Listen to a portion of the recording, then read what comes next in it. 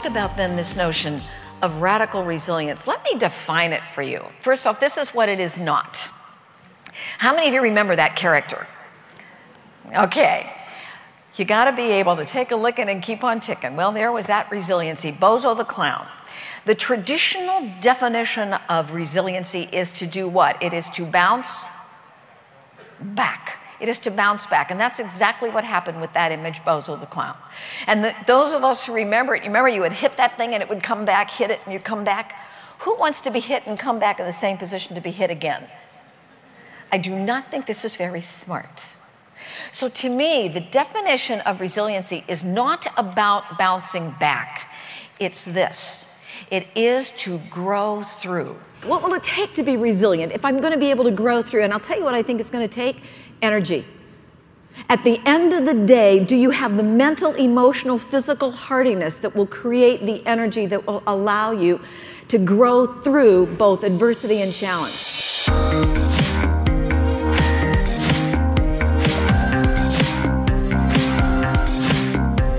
Let's talk about what are the traits of what I think is a radically resilient leader. And I'm taking it from a leadership perspective, which is the background that I come from. There are 4 of them. Here's the first one. The first one is adaptability. Now, Rick used this term with you, requisite variety. We all say, yes, Eileen, to be resilient, I have to be adaptable. Requisite variety moves it to a far greater level.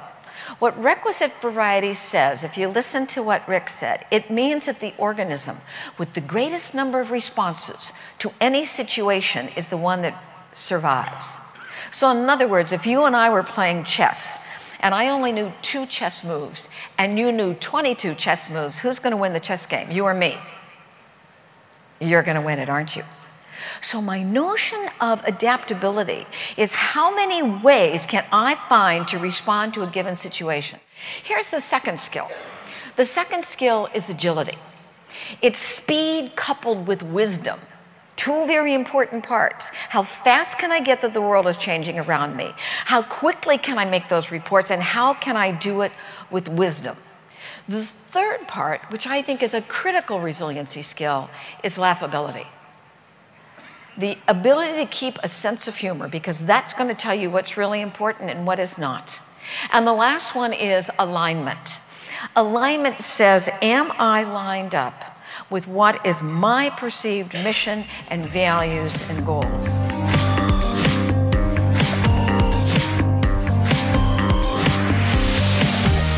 We suffer from something called SAD, situational attention deficit disorder.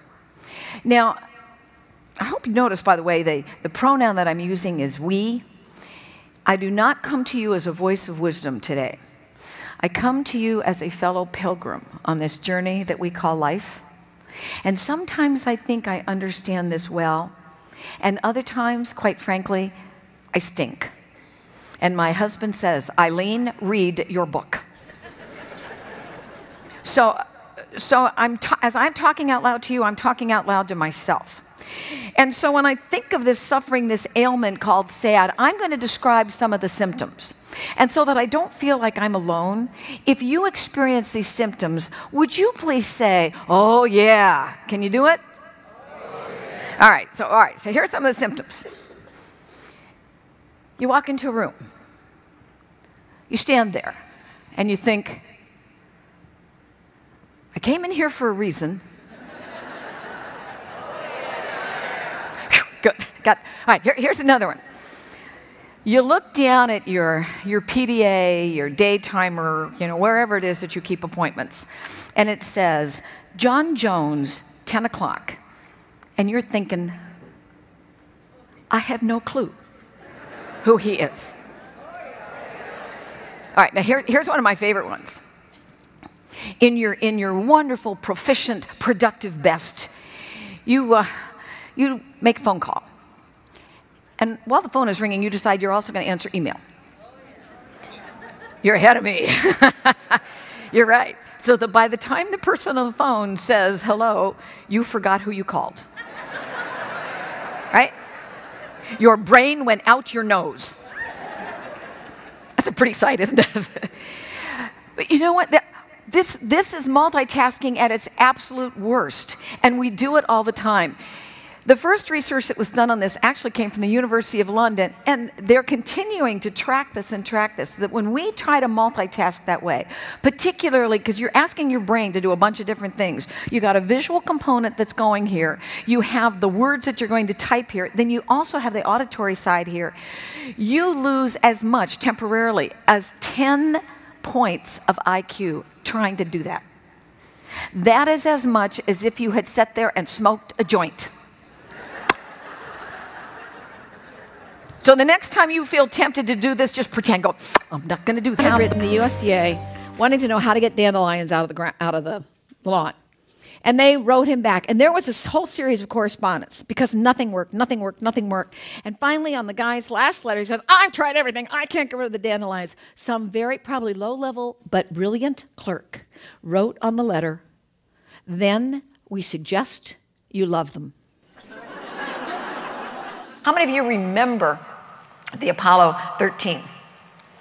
All right. Would you not say that was a series of risk after risk after risk and failures and failures and failures? Do you remember that? I had the wonderful opportunity of literally being Jim Lovell's seatmate, flying back from a conference in Hawaii. And so I got to ask him a number of questions. And he said, everything that you saw on that, in Tom Hanks' movie, was absolutely true.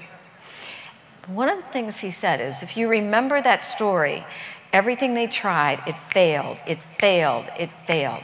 And the engineers come to Gene Kranz, who is head of mission control, and said to him, this is horrible, this is horrible. We are never going to be able to get these men home.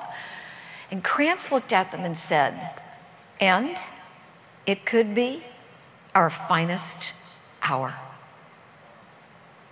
That's a pretty powerful reframing. A pretty powerful reframing. And we want that of our leaders now. Don't tell me what is all wrong. Tell me what is the opportunity that is there.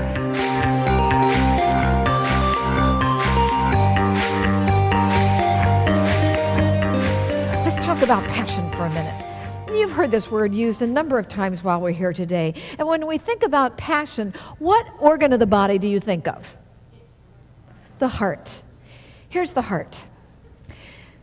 This heart is an amazing pump. There are 60,000 miles of veins, capillaries, and arteries in our heart. 60,000 miles. That is 20 round trips across the United States. And one of the things that we're seeing in the research that we're knowing about the heart is that the heart has an extraordinary energy field. Do you know it is 5,000 times the energy field of the brain? 10 feet away, I can measure the energy of a heart. And when we think about being remarkable, when we think about getting people who will help us as mentors, people in a network, you know what they respond to? Heart energy. Have you ever gone into a room and the energy is negative? You can feel it? You go, whoa, something's happening here. Don't know what, but I'm backing out. Didn't come from the brain, came from the heart. It came from the heart. And the reason I think the heart is so important is we think with the heart. It is our intuition. And intuition is becoming more and more valuable in the marketplace. First and foremost, you are a practice community family. How many of you are here for the first time? Wow, would you look at that. Practice community. Do you not know when you bring new people into the fold, they sit there and say, God, they speak a language I'm not sure I understand? Because practice communities have their own language. You know, upline, downline, you have all of these. When in network marketing, you've got a whole different language that you learn. And of course, as an Arbonne family, you have a whole different line of products. I mean, it is probably only few of the chosen who actually know that RE9 is not part of the tax code. That's only because you haven't gotten to them yet. And you have your rites of passage. I mean, you have your rites of passage with that wonderful white Mercedes, which frankly is a far classier color than pink. When I